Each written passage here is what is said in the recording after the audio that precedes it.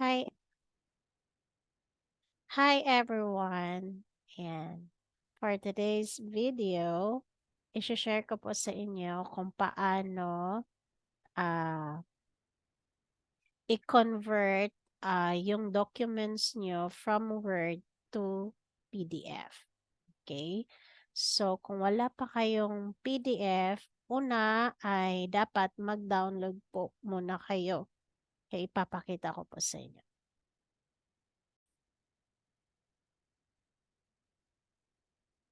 Ayan, ito po siya ang itsura ng PD, PDF reader po. Okay, so ganyang itsura. Paano yan siya? I-type nyo lang po sa Google. Okay, Acrobat Reader, download nyo po siya.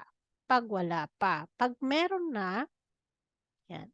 So kung pag meron na po kayo, yung gagawin natin ay una ay pumunta muna tayo doon sa ating ah, Google Documents. Okay, magbukas po tayo. Papakita ko po sa inyo. Okay. So, dito na po tayo sa ating screen, no, sa Google Documents. Pag sinabing ah,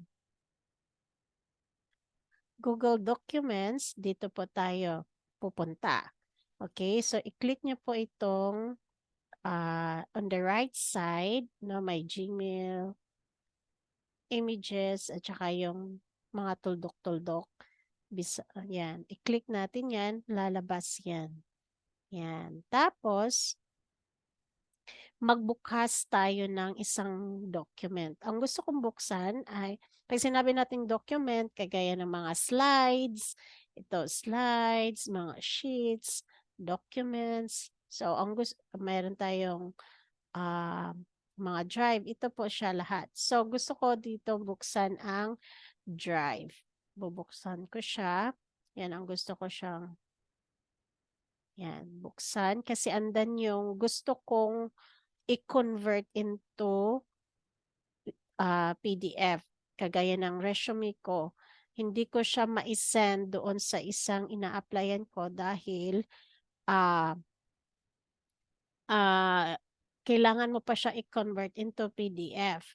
Okay, so ayan, nag-search ako kung paano buksan. Ito po yung kita, na found out ko po. So, ngayon, dito sa Drive, kasi dito ko sinend, after kong gumawa ng resume, ay dito ko sinend sa Drive, kaya dito ko siya bubuksan. Pagkatapos, pag nabuksan na natin yung Drive, hanapin mo yung documents mo na gusto mo or files. I mean, files. Yan, ito yung resume ko. Yan. Ito, ginawa pa sa Word ito. Yan. Lang. I'm sorry, mabagal ang aking laptop.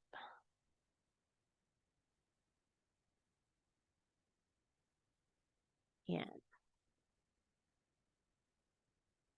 Yan. So, ganyan po siya.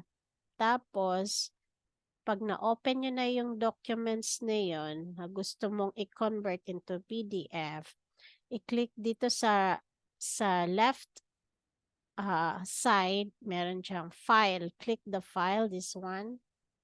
File. Tapos, hahanapin mo yung download. Click mo si download. Kung mapapansin mo, may R siya sa right. Oops, sorry.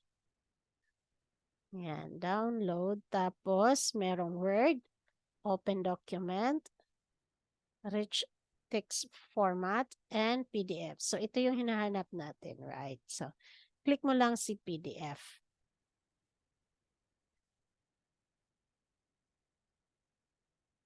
Oops. Wait lang, medyo. Pag na-click mo na si PDF, automatic po siyang magda-download. Okay?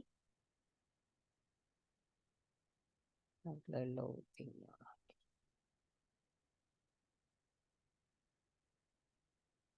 Ayan, I'm sorry, nagahang ang aking laptop. Ayan, so pag na-click mo na po yung PDF na format, yung download tapos PDF, automatic na po siyang magda-download at makikita mo na siya doon sa download. Check natin. Ayan. So ito na po yung downloads ko. Ayan po, nakikita nyo, meron siyang PDF. Ganito ang hitsura niya po. PDF. Ayan. So ito yung name. Resume.plet. So, ayan na po. Automatic na po siya mag-download and that's it. So, ganun lang po ka-easy mag-convert ng documents from Word to PDF. Alright? So, sana ay nakatulong po ito sa inyo. So, please like and subscribe to my. Thank you and good night.